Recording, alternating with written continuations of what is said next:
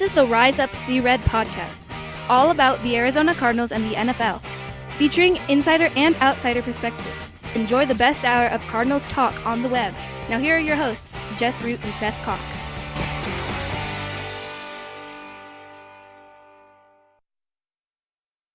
Hello, Arizona Cardinals fans. Welcome to the latest edition of the Rise Up See Red podcast, the best hour of Cardinals talk on the web. This is episode 214, and just when you thought everything was going in the right direction, we are right back where we started.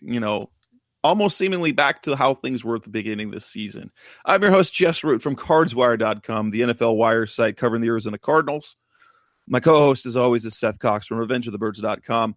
SB Nation's NFL site for the Arizona Cardinals. We're both longtime fans of the team. We're also media analysts. You can call us fanalists. We've got inside and outside perspectives. And for those of you who are listening to the show for the first time, thanks for listening. We talk all about the Arizona Cardinals. And this week in episode 214, it's not a lot. It's not pretty. Let's be honest. The Cardinals lose to the Detroit Lions at home 17-3. And, we're not going to be able to sugarcoat it. There were a few positives, but mostly it was bad. And we're going to react to the game. We're going to talk about Josh Rosen. Is he making the progress that he needs to make? We're going to look specifically at what in the world happened to the offense that seemed to talk about our observations in that sense. So, and then we're going to kind of look at, since there's been some movement, in fact, all around the league, the offensive coordinator position has been volatile. And we're going to kind of go around the league with the situation the Cards are in, sitting at 3-10, and kind of look at, well, what if? Would anyone else have done a better job? And kind of look at the situations for the new coaches around the league. So that's what's on tap for this show. Seth, what are your initial reactions to that? It was, for me, if it wasn't a game I had to watch, I would have much rather do pretty much anything. And I'm a glutton for punishment when it comes to the Cardinals. I like watching the Cardinals win or lose. I've been doing it for a long, long time. But now that I have to, it was almost, I wish I could have just turned the TV off. And it was that bad. Yeah, it was. And it's one of those situations where you watch that game and we wonder why we put ourselves through it every week. It was more than a loss. It was just bad football. It was boring football. It was not well played football. And it wasn't like it was an upset or anything. The Lions were favored. It was just one of those situations where the game wasn't entertaining. The team is perplexing, and I think that's the nicest way to put it. And the product on the field is just not one you really want to watch very much. And so when you put it all together, there's a lot of other things that most of us would have rather done on Sunday. Maybe pull weeds, do some yard work, hang Christmas decorations if you're, kind of waiting on that. But instead we watched the Cardinals play football, and it was not fun. Well, and the most disappointing part of it is that they had, with the win against the Packers, had sort of built up a little bit of optimism, a little bit of hope, at least. It quieted down the masses about, okay, we're not talking about, burning it all down. We weren't talking about burning it all down and firing everybody. But all it took was just like a quarter, and we're like, what happened? There was no progress. That they didn't build off anything except for one thing. Except for there was one positive overall, with the exception of one fourth quarter drive. The defense was actually pretty solid, and it wasn't exciting. And you can look at that the Lions have definitely had their offensive woes, but they didn't, the offense, the offensive playmaking, that it just was an issue. But the defense basically did its job. I mean, ultimately, they only gave up 10 points the entire game. Yeah, and it's something you and I have talked about on text quite a bit, and off the air. It's this idea of like they're finally progressing defensively. You're starting to see the strides that you've been waiting to see all season, and the last 2 weeks, I think you've seen it now. Again, I mean, while the Packers are still Aaron Rodgers and the Packers, they aren't the Packers, so to speak, but in the same way,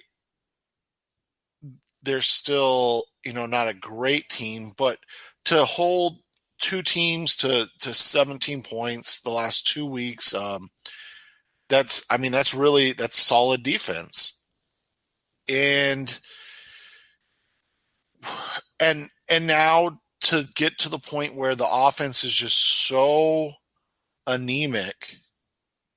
I mean, this is possibly historically bad offense. And, well, not possibly. It is historically bad offense. And to the point now where your defense is actually playing well enough to win games, and the offense is just so bad that it doesn't really matter what the offense does. And that's the hard part, right? Like that's when division begins to come in and things of that nature, because all of a sudden you start to, you say, hey, like, we're doing our job. What are you guys doing? And it's one of those situations where I don't know if there's anybody to blame for this at this point, because, I mean, you look at the names that are starting, and outside of David Johnson and Larry Fitzgerald, there's not an ounce of established NFL talent on that roster. and that's not a shot at Josh Rosen or to say that Josh Rosen's not going to be good, but I mean, he's not an established NFL talent at this point. And so you literally have only Fitz and David Johnson, and that's it. It is it. Now, I want to get back to the defense. Remember, one of the biggest knocks that we've dealt with this season is about how Steve Wilks has basically taken a top 5 defense and dismantled it. I think we're finally seeing what we need to see. Now, you guys who have listened to me on the show for years or followed me on Cards Wire and before that on Revenge of the Birds, I am an apologetic to basically everyone and everything, because, I don't know more than these people do. I have my thoughts and my opinions, but I don't know more than these people do. And so I'm apologetic towards a lot of things that I hear. And I still hold to the fact, especially what we've heard from Patrick Peterson, what Steve Wilks has said, it wasn't simply this season. They didn't just dismantle top 5 defense. They took a defense that had continuity basically for 5 years and was very successful what they did. But then they also lost some key low-end cogs. Now, they entered this year with a new cornerback too. They lost Tyrann Mathieu. He wasn't that great last year. That's fine. They lost Frosty Rucker, Josh Morrow, Kareem Martin. One of the things the Cardinals did fantastically last year was stop the run. You know what these players were pretty good at? Were their role in stopping the run. Josh Morrow, solid in his role. Frosty Rucker, he's a very good player in a limited role. Kareem Martin didn't make much plays, but he was very good at the point of attack, at setting the edge. Even Carlos Dansby, he was good at he wasn't dynamic, but what they were able to do against the run was very good. You take those, second tier cogs, and then you were left with some players on the roster. And if you go position by position, moving from the 3-4 to the 4-3, and philosophically based on the talent they had, wasn't a bad idea and really was better for some players than others. The problem was they had to learn it, and then it was just that the line, you had some undisciplined play, you had some linebacker issues, but look at where they're at now. They're number 4 against the pass. They have improved to the middle of the road in points allowed, in terms of scoring defense, overall defense. And what remains is just the residue of many, many weeks of terrible run defense, but they've been climbing the ranks, and they're doing it with the likes of guys like David Amerson, signed off the streets. Gerald Hodges, signed early in the season, but off the streets. They're playing with... they're also playing with a guy. They're getting guys like Zach Moore, contribution from Zach Moore, Cameron Malvo. They're these guys whose names are made up. Benson Mayoa, who was added, who had one good season, but is doing far more than he was ever done in his career, even though he doesn't have huge sack numbers like he did a couple of years ago in Dallas. They're getting very good contributions, and things are finally getting together. It's just not for an entire game. There were lapses. Right. And it was one of those things that you and I talked about. And I mean, everybody kind of knew and understood. When this season started, it was going to take time. The thing is that, like you said, it was this idea of a top 5 defense, but it was this idea of they could stop the run,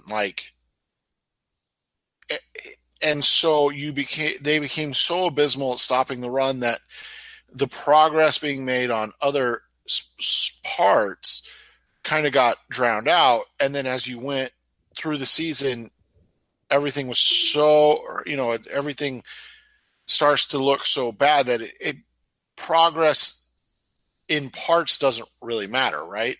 So you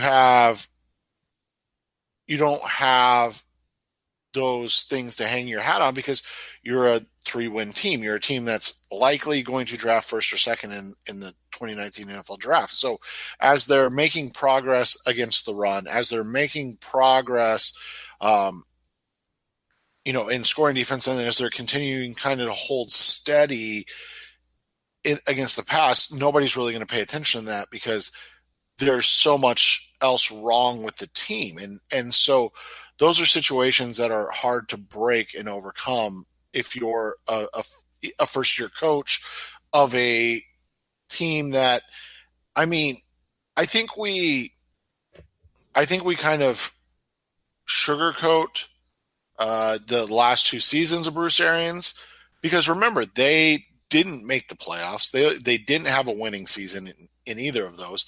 And in fact, they haven't been above 500 since 2015. So it's not like under Bruce Arians, they were exactly, killing it. But the other thing, and the thing that you kind of talked about at the beginning, is when you're entertaining, it does solve a lot of issues. And when you're so bad that nobody wants to pay attention to you, when you are being watched, it's, basically unwatchable. You're not going to get credit for those progress because there's so many other things that are issues. Right. So if we look at some of the other issues, there were progress and then things fell apart. The Cardinals gave up 69 rushing yards in the first half. Definitely not good. But then in the third quarter, they gave up 5. They tightened things down. And then what do the Lions do? Well, of course, they bring in their closer, Zach Zenner, and he just runs them over, missed tackles, and then in the end, it ends up being a 122-yard performance by the Lions, which isn't a ton. And they gave up less than 4 yards a carry. And I going into that game, I thought, now, who knew that Zach Zenner would be the game breaker?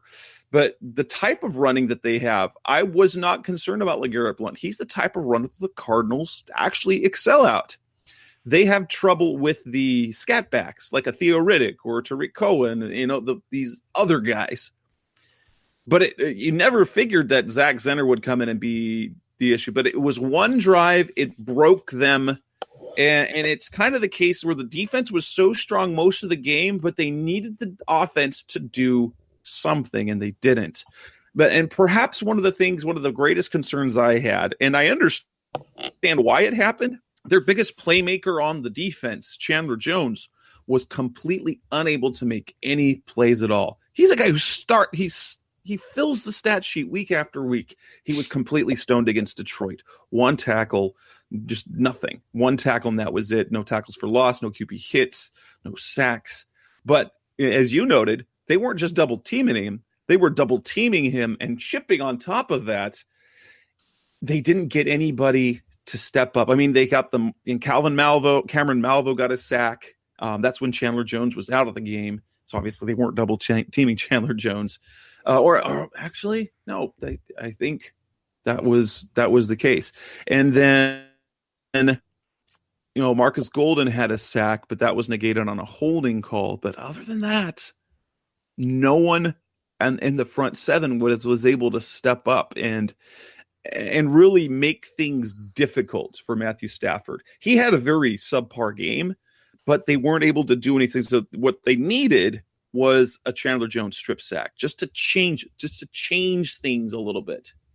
Well, and it goes back to what we talked about in the preseason and then the regular season and the last couple of weeks. And in most games, if you look at it, they lose, which is obviously most of them this season, but most games that they lose, they are either losing or tying the turnover battle. So this is a team that offensively is so bad that you have to kind of force feed them short fields, quick scoring opportunities. They're also, again, like this.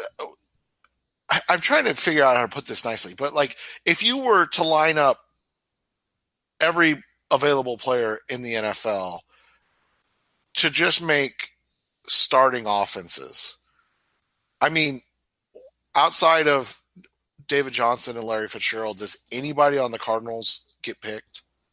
Like based on currently constructed the offenses, probably not. You might, yeah. It's more like a 2 years ago Jermaine Gresham. Maybe he's still a talented tight end, but again, I'm probably still looking at his 5 seasons in Cincinnati before his back surgery when he was getting 55, 60 catches a season. Yeah, and so there are a ton of problems on offense, but and again, this isn't to take away anything from the defense because we're both saying the same thing. They played well in this game. They played well enough to win, but the problem is, again, well enough to win isn't actually good enough when you're at this juncture as a team. And that's kind of what the thing is. They need their defense to actually physically win them football games. They need their defense to create multiple turnovers, but not just like turnovers in a bend but don't break, which was kind of the first turnover when Budda Baker stripped the football. They need a turnover like in the Lions or their opponent's zone. So if they can't do anything offensively, well, at least they're in field goal range, right? Right. Like that's the type of thing that they need right now. And is that fair? No, not at all. It's not fair at all. And quite frankly, it's not going to happen because, as you said, outside of Chandler Jones and Patrick Peterson, the names on this defense right now don't really invoke fear. I mean, Budda Baker's having a nice season, but he's obviously slowed up. Hassan Reddick had what most would agree was his best game as a professional. But again, it wasn't really like game changing. It was a good game from a off ball 4-3 linebacker, but it wasn't like he was making plays that altered the complexion of the game. And that's unfortunately, and again, not fair, but the reality, what they need right now because of how handicapped and limited they are offensively. But when your coach is a defensive coach, I think that tends to be the side of the ball that would look better in that situation, especially when you kind of factor it in. They really only have Jones, Baker, and Peterson that around the NFL are going to garner any attention. Right. And they've got guys that can do things. Kimdichie has the potential of doing it. Now, he's hurt, but and so I want to talk about some of the good things. So there were a couple of good performances defensively that I'd like to kind of point out. You already mentioned Hassan Reddick. He played like a linebacker, wouldn't you say? He actually looked like a linebacker on Sunday. Yeah, it was without a doubt his best game of his career. And that is a great start, because if he can do that, then that position looks better. And the fact that he has been playing nearly every snap of the last several weeks tells you that he's made progress. He's obviously not there, but maybe Sunday was that corner. He'd been playing well enough in practice with the mental side, but he just hasn't been instinctive. On Sunday, he played like a linebacker. Maybe not the super instinctive linebacker, but he played physical and he played fast, something we haven't really seen from him. We've seen him get physically overmatched when he is a physical specimen. We've seen him look slow when we know that he's not. That didn't happen on Sunday. Now, another player that very quietly, in a very limited role, did some really good things is this kid, Cameron Malvo.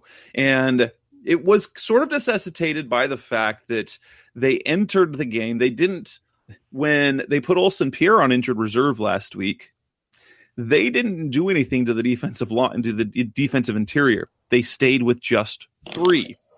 And so you've got Rodney Gunter, Corey Peters, Robert Kimdichie, and then basically what you do is you shift Zach Moore, who we've talked about on this show, has been a very solid role player off the bench in terms of production and disruption. And you move him to the defensive interior because he can play inside.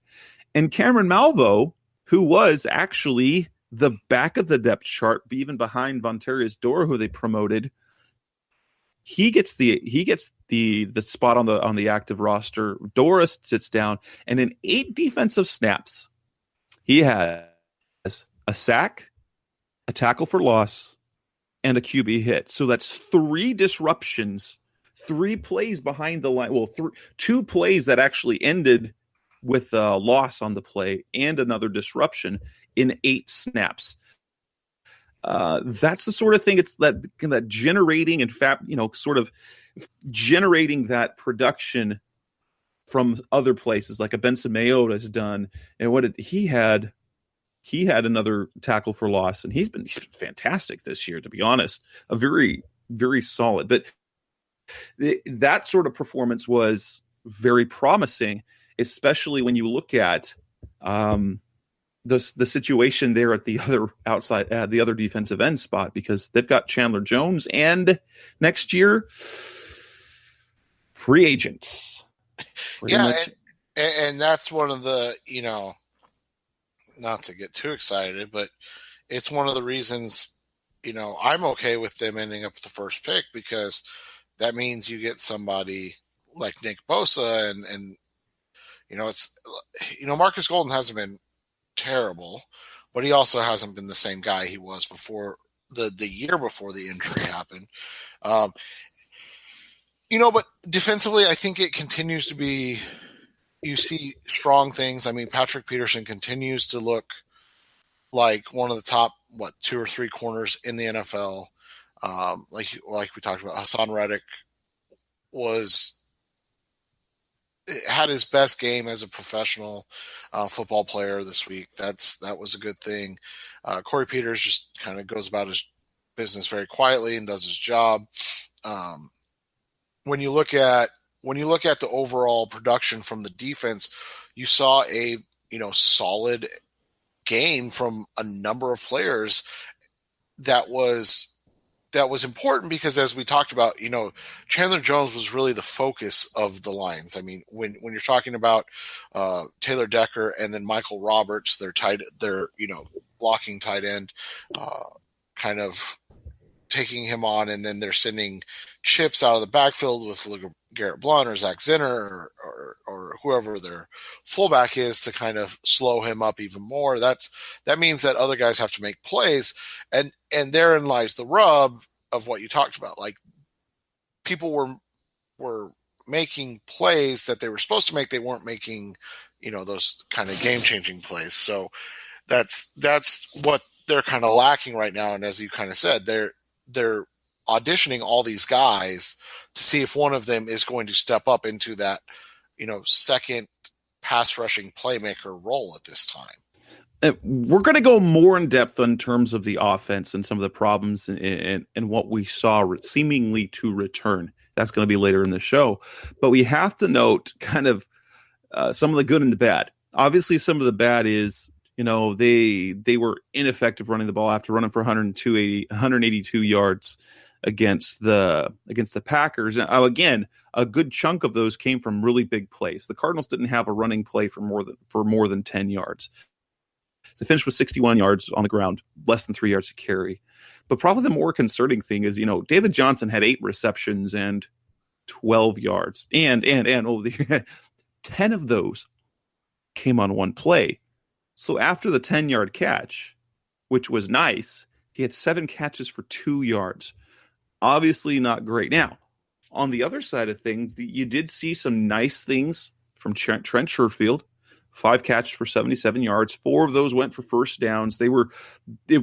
You saw a player who could do something. And I'm going to continue to say Trent Sherfield is the 2018 version of the 2013 Jerron Brown. I don't know if he's going to develop into, a starter, but he certainly can bring you production. And the issue that the Cardinals had with a guy like Jerron Brown in the last couple of years is because he was their number 2 receiver, which obviously wasn't ideal. J.J. Nelson made a couple of plays.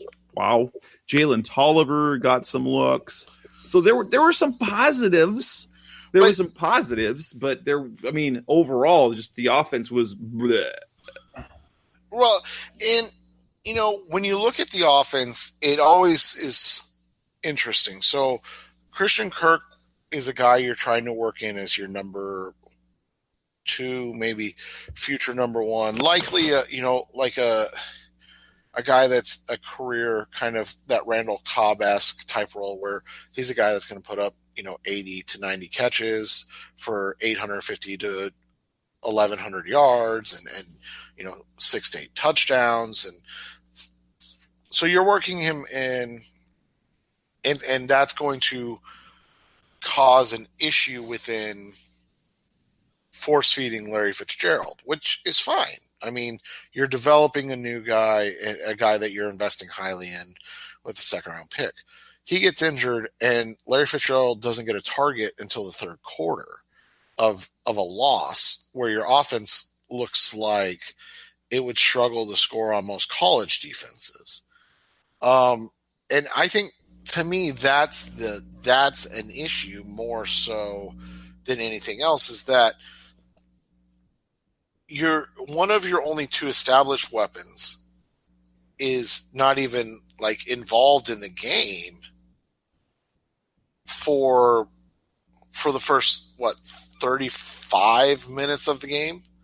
It's unfathomable to me to go out there and expect Trent Sherfield and Jalen Tolliver and J.J. Nelson to be the guys that make an offense go. And I'm not saying Larry Fitzgerald is the Larry Fitzgerald of 5 years ago. I mean, I don't even think he's the Larry Fitzgerald of 2 years ago, but he's still the best receiver on the roster. And it took over 2 quarters to get him involved in the game. And that, to me, is an issue more so than anything else at this point, because it just seems like there's not a plan. I mean, I'm not saying that it sounds worse than it actually is, but it just doesn't seem like there's an actual plan when they go out there when the running game doesn't work immediately. and we'll talk more about that a little bit later in the show. So let's move on. So coming up next on the Rise Up See Red podcast, we're going to go a little bit now, and we're going to focus on the play of Josh Rosen. We didn't talk about much him right now, so we're going to do that next on the Rise Up See Red podcast, the best hour of Cardinals talk on the web. We're back on the Rise Up See Red podcast, the best hour of Cardinals talk on the web. Let's talk Josh Rosen. Rosen, through 3 quarters, his numbers weren't good. So at the end of the day, when he was able to move the ball a little bit after they'd gotten down a couple of scores, had more completions than, he completed 26 passes out of 40, had 240 yards. He did throw the interception, which was a pick 6, got sacked 3 times. And truthfully, you could say he probably got sacked 5 times, but the other 2, he managed to cross the line of scrimmage for a positive gain to get away from that. And so while Steve Wilkes said that they did an okay job in pass protection, it wasn't ideal. Are you seeing enough from Rosen to be positive, to be hopeful for what he is as a quarterback moving forward? I go back and forth on this. I think he's inherently struggling because of what he's being asked to do, more so than he's not good, if that makes sense. So, we talked about the game plan, and the game plan coming in always seems to be like, let's establish the run, let's insulate Rosen, let's make sure he's protected, he's not having to do too much, all of that stuff. But then that doesn't work, and then you fall behind, and so all of a sudden you're still trying to run the ball on first and second down, but now all of a sudden you're in third and long situations where you're asking your rookie to make plays to extend drives. So, the NFL is trending more towards getting into consistent second and short situations, avoiding third downs at all situations. And obviously, people are, when you hear that, you say, well, duh, that's what the Cardinals are trying to do. But the thing is, with the rest of the NFL, they're doing it in ways that, kind of buck traditional ideals on offense of, let's establish the run, and then that'll open up the passing game. And instead, now you're seeing much more of, hey, let's throw the ball, and then, once we get ahead, we'll start, cramming it down the other team's throats. And that is kind of opposite of what the Cardinals are doing. And so, in a way, I think in their desire to insulate Rosen and to protect him, they're actually harming him, because by the time he's actually able to throw the ball, the situations are so obvious. They are putting them it's putting him in a position to be unsuccessful, and then in the end, he ends up having to either make really difficult throws, or he ends up forcing the ball and struggling and throwing pick 6s that kind of change the landscape of the game. Yeah, obviously taking care of the football is a concern. Rookies often have this issue. I'm going to look at this throw that the one that Slay picked off, and kind of agree with some of the things that have been said by the football people. One, it was simply a really great play by Darius Slay. 2, well, and Slay even said he was baiting him into that throw. Yes, and Rosen said that after the fact that Slay gave him a different look and made him believe that he was going to play off. Now, Sherfield should have, and this is something Bruce Arians did all the time, is call out his receivers for not fighting for the ball more, being more aggressive for that. Sherfield could have done that. I mean, I don't know how much more you expect from a guy like Sherfield in terms of the type of player he is. And at the same time, Rosen probably didn't need to make that throw. He could have gone to a different, but that was a rookie thing. Slay baited him to it, gave him a different look, and then attacked after Rosen had already committed to the play. Those sort of things will go away, but to be honest, those type of plays happen even from great quarterbacks. We saw it happen to Carson Palmer, and he was fantastic when he was with the Cardinals overall. Carson Palmer had plays like that. I think in the way you listen to Steve Keim, the way you listen to Steve Wilkes, they are all in on Rosen as a franchise quarterback. But at the same time, what choice do they have? Right. Well, and I don't think that, I wouldn't say that there's any question on that. Like, I think that's I don't want to say obvious, but I think it's definitely something that is going to be, it's going to be the situation where it has to work out that way, because if it doesn't, then they're in a lot of trouble, right?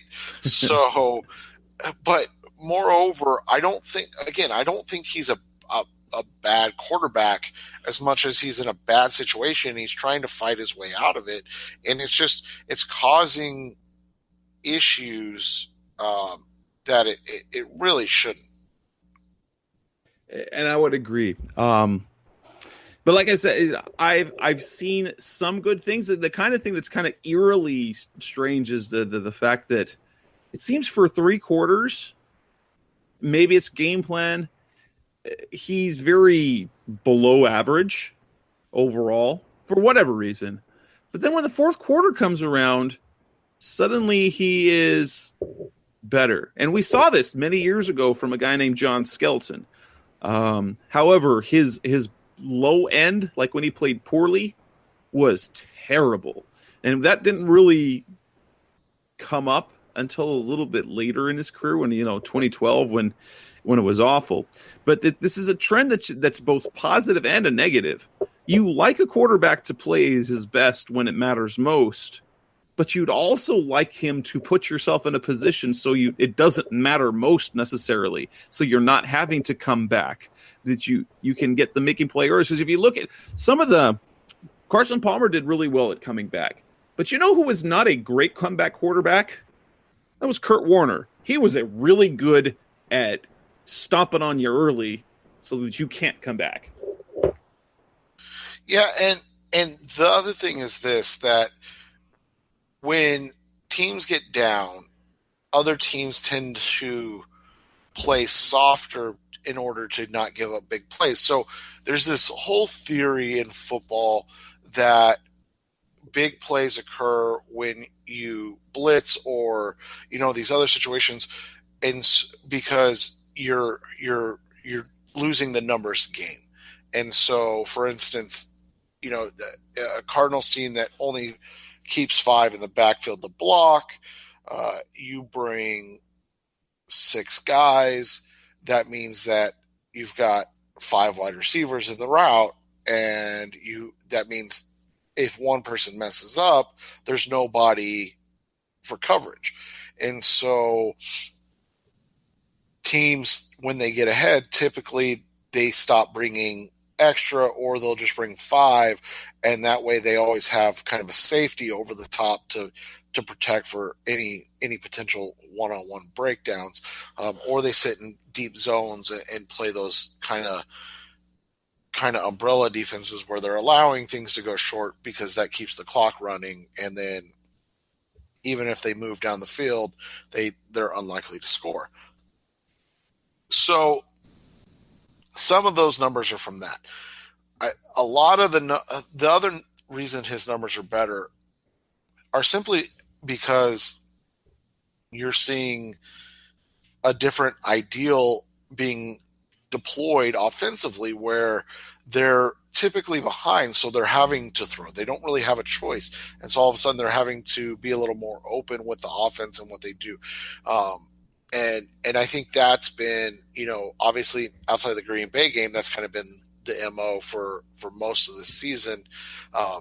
And so it makes sense that his numbers would be better that, in that area of the game, because it's simply just a numbers game at that point where they're unlikely to occur a defense that's going to be as aggressive against them. Do you think that Rosen is progressing? My answer is yes and no. He is progressing, but in some ways he is moving backwards in some ways. Because for me, we haven't seen a game quite like his first start when he completely wowed us all. When we said, this guy doesn't even look like a rookie. Since that game, he's looked like a rookie pretty much every game. Now, he looks like a really smart rookie. He looks like a rookie who can lead. But his play on the field has been very uneven. So for me, in terms of, is he progressing? Yes, he's progressing kind of. But at the same time, you're not seeing a game-to-game improvement for him. There's some of the things that are happening over and over again. There are a few. I think you could probably say it's fair. There's a few mechanical things because we saw his ball placement at its best, and like that first play where it's a rollout, and then he's got Jermaine Gresham wide open, but he throws it behind him. It's like he's not quite ready for game time. And I don't know if that's quite fair enough to say that, but he's making progress to me, but he hasn't shown as much progress as I had hoped he would. Well, I would say hoped and even expected, and that's unfair, but it's the reality. Like, when you see a guy come out and play well enough to put your team in a position to win against one of the best against the best defense in the NFL, and according to a good friend of the show, Justice Mosqueda, the best defense in the NFL since like 2003. So, and he puts the Cardinals in a position to win that game against the Chicago Bears. Phil Dawson misses a kick, and then the next week he has the best rookie debut start by anybody in the Pro Football Focus history. So like the bar was set really high early, and then it has progressively gotten worse. And I think that's two things. I think one, it's that they have lost so much around him that they've become almost, I don't want to say afraid, but they've become very cautious with what they're allowing him to do, because he doesn't have a ton of talent around him. So, the offensive line is not good. It's a bunch of guys that are, I think you would agree, they're fringe NFL players at best. They're fringe roster guys, and they're starting for the Arizona Cardinals. We went over the weapons issues, and so when it comes to Rosen, I think more than anything, his progress has been stymied by a team that does not want to break him in his first year. And the only way you really break a young quarterback is by allowing him to get hit repeatedly and over and over and over again, to the point where he doesn't want to stand in the pocket anymore. And this, I don't know if you saw the number, but since the Browns moved on from Hugh Jackson and Todd Haley, and I don't remember what week that was, if I'm being completely honest, until now, the Browns have allowed 4 quarterback sacks or hits or something like that total in that time frame. The Cardinals have only allowed like 23. And that was like 10th or 11th in the NFL. And when you look at the gross number, it's obvious that a lot of that has to do with the fact that they're just not throwing the football at all. They throw the football almost less than anybody in the NFL outside of the Buffalo Bills, who are doing the same exact thing with Josh Allen. And so when you look at it in that light, and you think about it in that perspective, it makes sense why, from the raw number standpoint, it looks like he's not making progress. So the question came up, and I completely agree with Steve Wilkes in this, especially since they have been, maybe to a fault, protecting him. Some thought, 3-10, offensive lines, a bunch of replacement players, might it be a good idea just to, give him a week or two off? Might get Mike Glennon in there, let him, kind of rebalance, watch the game again from the sideline. Would you think that's beneficial? No, and the reason I say that is because no matter what happens, NFL experience, being out there, learning about the speed of the game is always valuable. And so if you take that away, even with the notion that this team is bad, we're not going to be able to throw the ball consistently, we're going to have to rely on the run, we're going to put you in a position not to be successful, all of that is understood, and Rosen understands that, and he's still pressing forward.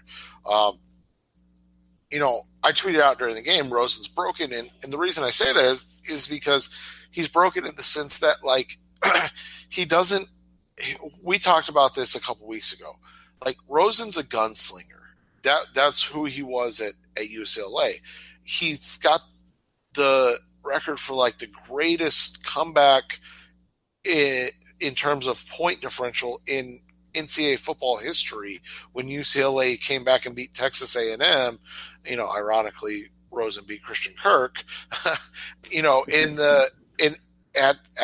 the Rose Bowl, right? Like, that was an astonishing game, and part of that was that Rosen's a guy that just, you go out there and he throws the football around. He's not a guy that is this, a cerebral quarterback, that can throw the ball 15, 20 times a game and be very effective and all of that stuff. He's a guy that wants to get out there and throw the ball, and he wants to throw his team in and out of games, much like Carson Palmer was. And when you basically neuter him, you're going to get results where it just doesn't look good.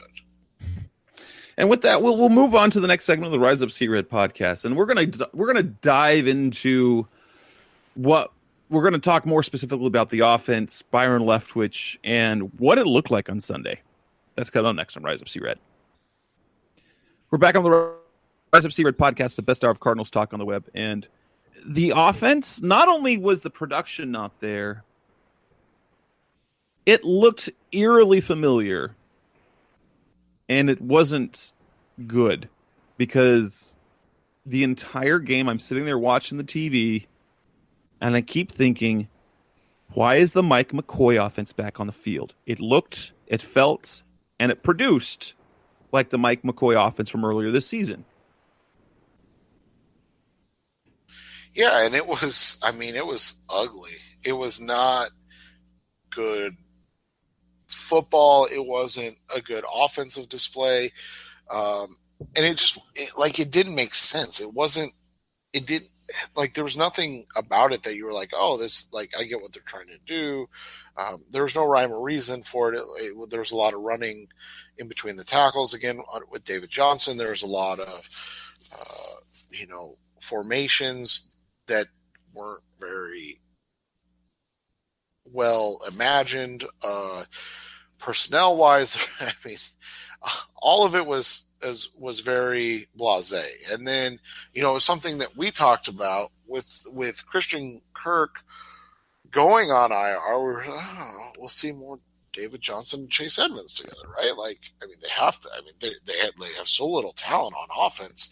They have to play him more, right? And then how many snaps did Chase Edmonds play? Well, total snaps, he played 10. And he got 5 touches, right? Yeah. Let's see. He had three, and then 3 touches. 3 touches. So yeah. So a guy coming off a career day, his best performance, and they basically say, "Hey, this is the bench. Enjoy it." And I didn't even think about this till exactly right now, but that's exactly what they did to Robert Kimdiche coming off his career best performance against Los Angeles and the Chargers, when they were like, "Hey, you just played the game of your life. Here's 26 snaps, buddy."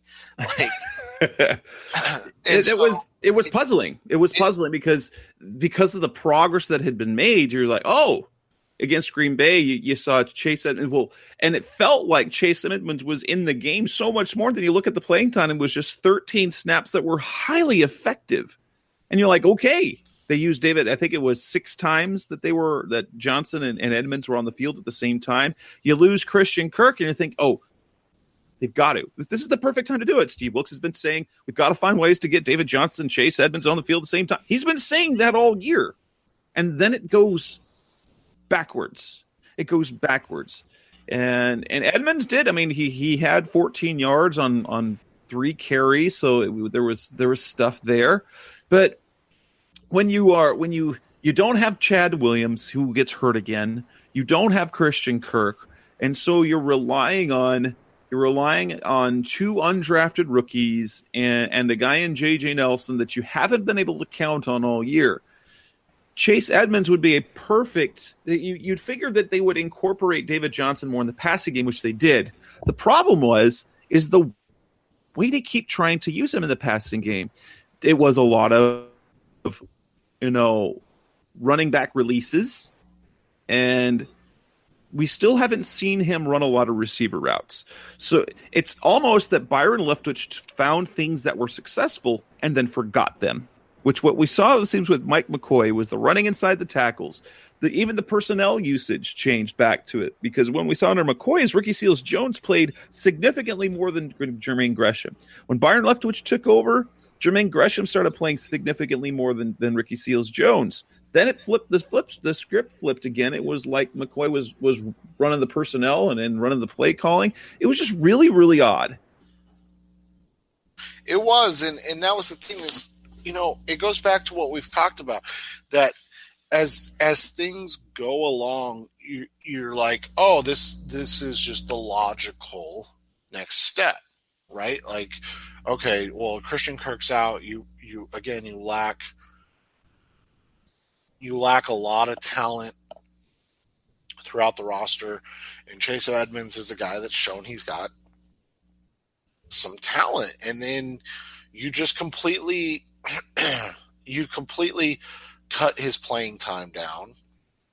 You completely cut his touches down, and you basically write him out of the game plan, and there's no rhyme or reason for it. It's almost like it was like, hey, let's not use him because he did good last week, and we don't want to show too much progress from a week to week, because then expectations begin to set in, right? Like, let's keep expectations low, and then we can move forward from there. And it was just like, it was honestly a baffling situation, because I'm one of those people that really truly believes that, like, if you have talent in terms of like ability, you find a way to get the talent on the field and utilize it in whichever manner possible. And it just seems like at times this coaching staff thinks, I don't want to say the opposite, but they think like they don't completely understand that philosophy. They're like, well, we have our personnel packages. This is what we do. Like, we don't put wide receivers or running backs out at wide receiver. We don't have 2 pure running backs on the field at the same time.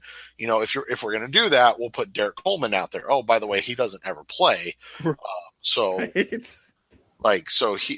wasting all that talk of you running with a fullback, and he gets 4 snaps a game now. Right. And so that's kind of, that's the hard thing, is it's all just kind of baffling in that situation. Perhaps the most concerning thing is that we now are starting to hear, because you were excited. I was excited to see what Byron Leftwich could bring to the table as an offensive coordinator, as a play caller. He's really been, his work with Josh Rosen in terms of his demeanor has been fantastic. But we saw a philosophical, almost a disagreement with Steve Wilkes, as Wilkes sort of distanced himself from what Leftwich did offensively. As he says in his Monday press conference after he looked at the film, he said, it's not about like doing new things. It's about finding the things that we've done successfully and using them consistently. And then the end of the half, I think nothing. We hear Byron Leftwich talk every Thursday, and he talks about it's all about developing Josh Rosen. This kid is great. We've got to protect this kid. We've got to put him in situations to be successful.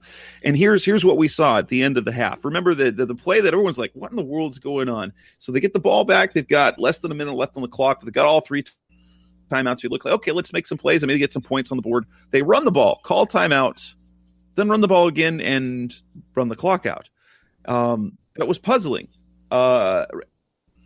Wilkes detailed what happened more in his radio interview after his press conference, and it turns out that the type of coach we've been saying that Steve Wilkes is, the play it safe. He's not going to take big risks offensively.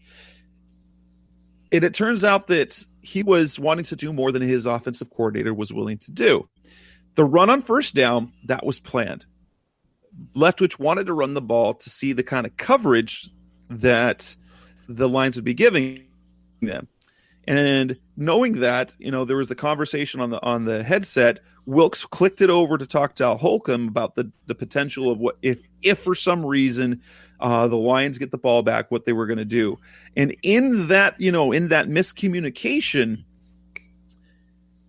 Byron decided that rather than putting Rosen at risk for some catastrophic play, so he went super risk averse, said, no, let's just run it out, when Wilkes wanted to do that, but didn't get back in time to communicate that with him. And so he called another run play, and Byron basically said, we're not going to take any risk. It's like he's taken the concept of protecting Josh Rosen and gone all the way to a fault for it, almost as if he's not concerned with actually winning games, and he's just concerned about protecting and insulating Rosen.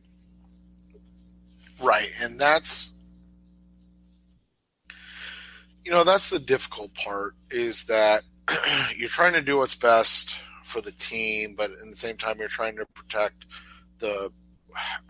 you hate saying this, but the most important asset you have right now.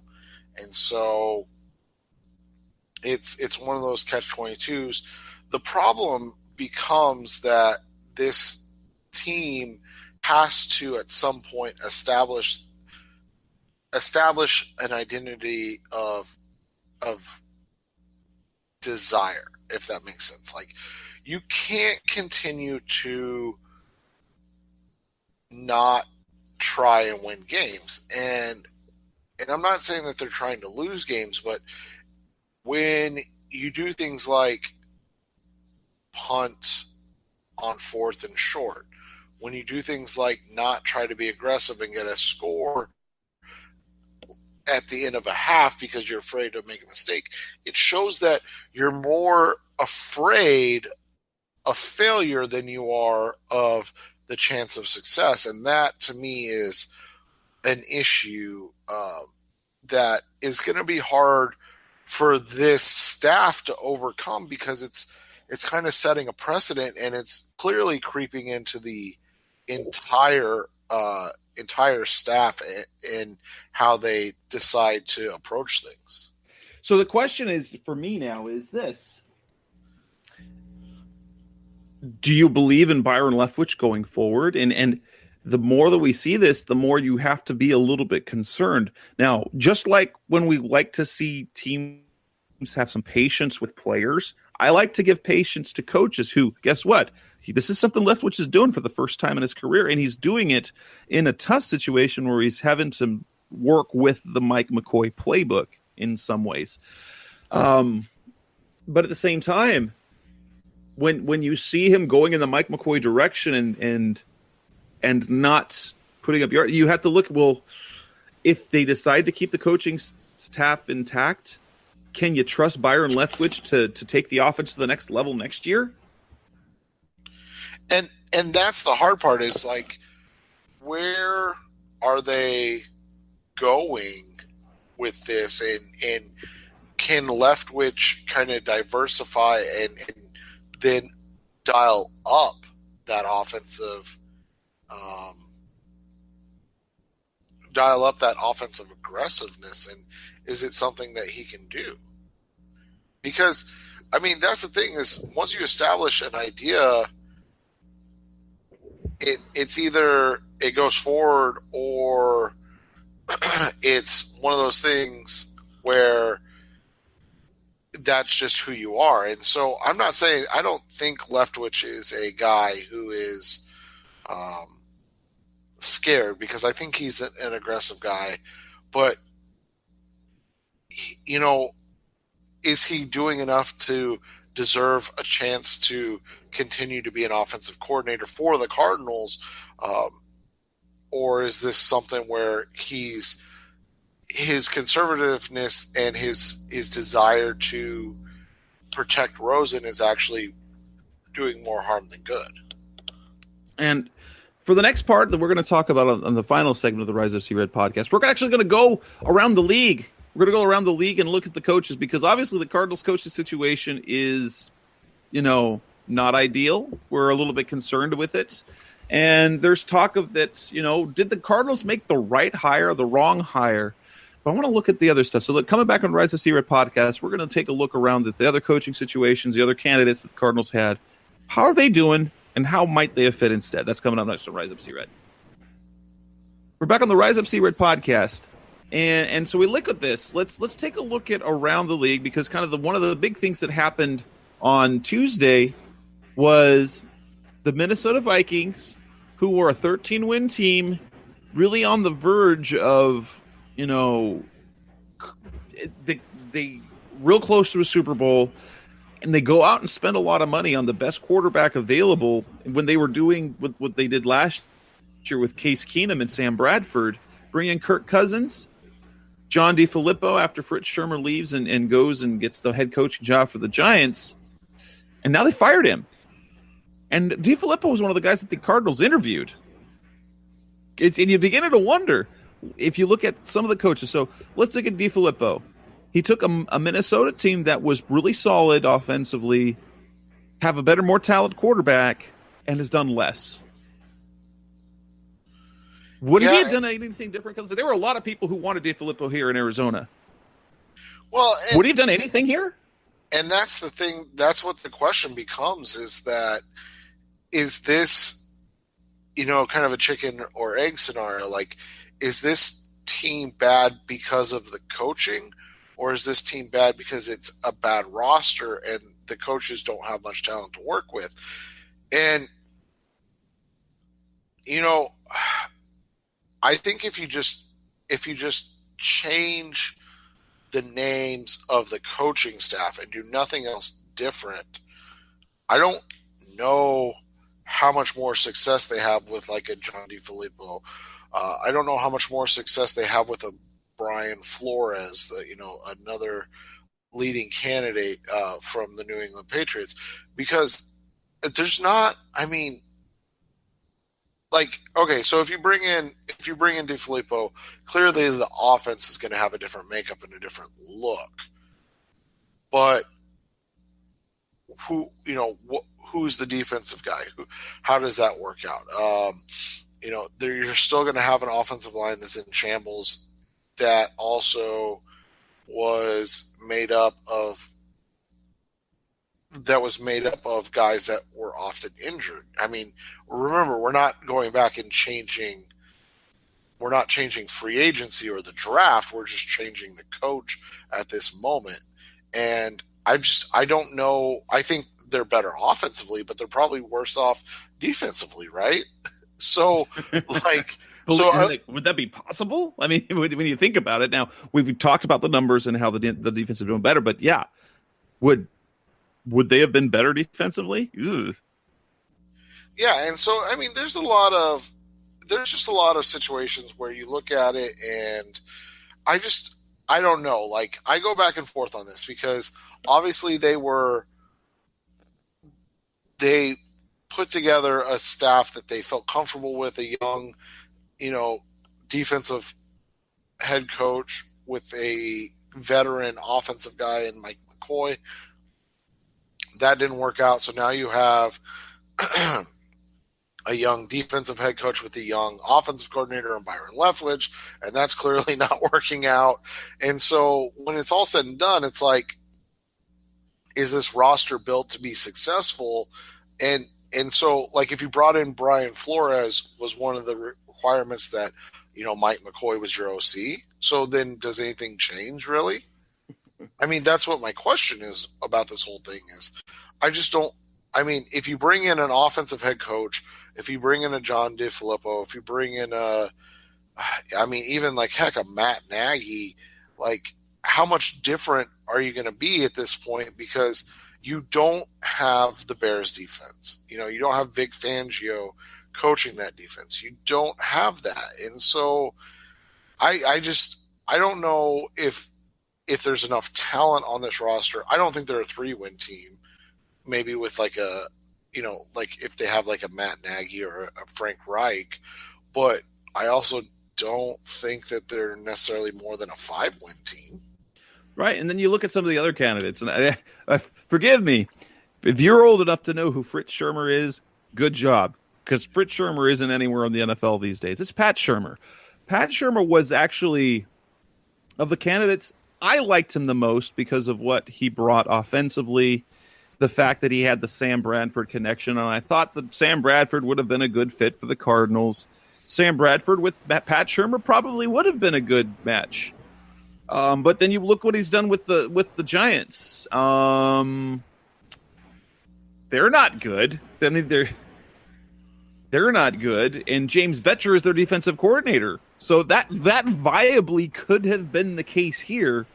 And you have what the Giants are, but out here. So it's not like you'd feel better about that now. You look around the league. Mike Vrabel is obviously doing well in Houston. You go to Matt Patricia, not particularly great in Detroit. Matt Nagy's doing fantastically. He wasn't really on anybody's radar in terms of for the Cardinals. The one guy that when the whole coaching process, the coaching search process came up, and we took some of the criteria that Michael Bidwill talked about what he wanted to find in a coach. The guy that didn't even seem to hit the radar was Frank Reich. And if you look at what he's doing in Indianapolis, wouldn't you, in a way, I wish he were here. Yeah, and that's the thing is that I don't think that this roster, I mean, what did we have them at before the season? 6 wins, right? Yeah. Yeah, so, I mean, when you look at it from that perspective, I don't think that you and I saw this team as being exactly great. And so, like, 6 wins is bad. Let's not, like, sugarcoat it. But I do think that there's a problem with the coaching. I just don't know if the coaching is the problem, if that makes sense. Right. And for me is so would it have mattered who was the coach? And do you still believe in Steve Wilkes? Because here's the thing. It might not be a bad idea while everyone else is getting these offensive minds, having someone with a defensive background as the head guy. Because granted, let's understand, Al Holcomb is calling the games defensively. It is under a Steve Wilkes philosophy. But he's not calling the defense. It's going to sway one way or another. But you just have to pair with Wilkes, a guy who offensively will be able to do enough. Now, maybe that's the situation in Minnesota where simply he's not comfortable working with any of the new age, offensive philosophies because he wants 16-10 games or 13-7 games. And so he just wants the offense to be productive enough instead of being potentially prolific. Yeah, and that's the hard part is that's obviously completely opposite of where the NFL is trending at this point. And so if that is the case, then that's the hard part, right? Is that you have to have, if you trend in that direction, or if that's what you want from an offensive standpoint, and that's how you want to win football games, then you have to really invest in that. And the way you invest in that is, you kind of follow the Jacksonville Jaguars model. They invested so heavily in the offensive line. They invested obviously incredibly heavily on the defense at all levels. I mean, they've got multiple first and second round picks on the defensive line, the linebacking core, and in the secondary. And then they spent big on free agents. They made big trades. But the problem becomes in the NFL, if that's a sustainable way of winning football games. And the Jaguars are kind of showing it's really not, right? And so, I mean, that's what the question is if do you want to invest or try to duplicate something that's not as sustainable as it used to be? Yeah, and so ultimately we come down to ask the question, was Steve Wilks the wrong guy among all the other candidates? Or was he the best candidate? Or was there really no good candidate ultimately? Well, I think I don't know if we talked about this a ton, but I think maybe we did. I think some of this is the fact that the Cardinals are still not a destination.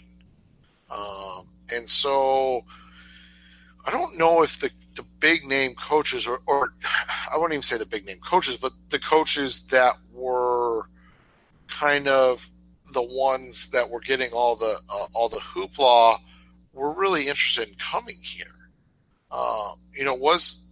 Was a guy like Pat Shurmur interested? Because allegedly that was the Cardinals' top pick. Probably not when it was all said and done. Was a guy like Frank Reich even on their radar? It didn't seem like it. So who were their options? I mean, we look at who their options were, and Brian Flores, who wasn't even an offensive or defensive coordinator, and they had John DeFilippo, who again was not an offensive or defensive coordinator. So, and then they had Wilks, who was only a 1-year guy on offense as a defensive coordinator. So how do you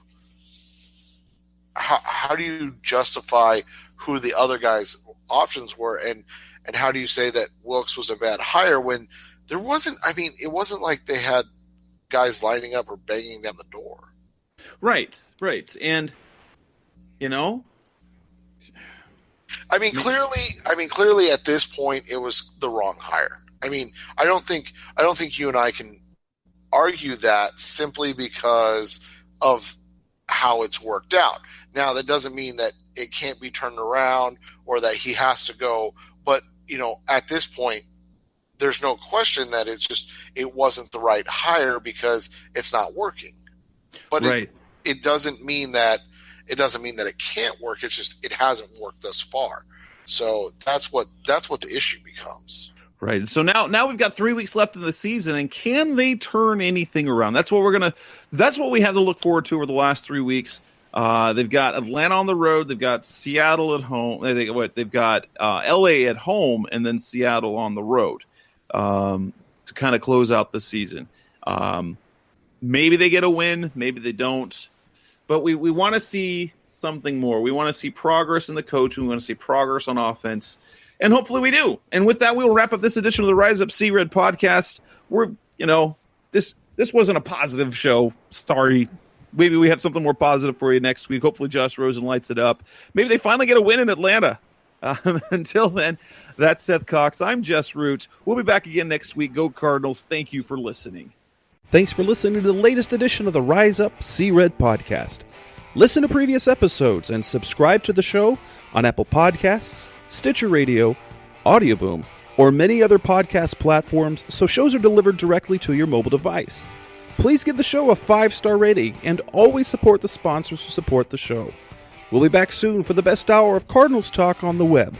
Rise up, Red Sea, be Red, See Red, and of course, rise up, See Red.